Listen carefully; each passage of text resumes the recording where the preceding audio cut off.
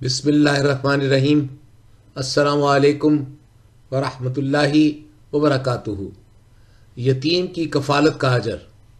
حضرت سہل رضی اللہ تعالی عنہ سے روایت ہے کہ رسول اکرم صلی اللہ علیہ وسلم نے ارشاد فرمایا، میں اور یتیم کی کفالت کرنے والا جنت میں اس طرح ایک ساتھ ہوں گے۔ آپ صلی اللہ علیہ وسلم نے شہادت کی انگلی اور درمیانی انگلی کو ملا کر اشارہ کیا۔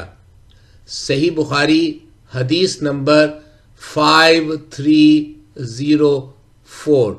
میں عموماً اپنے تمام جاننے والوں اور ناظرین سے گزارش کیا کرتا ہوں کہ آپ اپنے نزدیک ترین بیواؤں اور یتیموں کی مالی مدد کیا کریں اور ان کے لیے زیادہ سے زیادہ اسباب پیدا کرنے کی کوشش کریں، لیکن اپنے نزدیک ترین لوگوں کو، بجائے کہ آپ دور کے لوگوں تک پہنچائیں، اپنے علاقے میں اپنے نزدیک ترین یتیموں اور بیواؤں کی مدد فرمائیں۔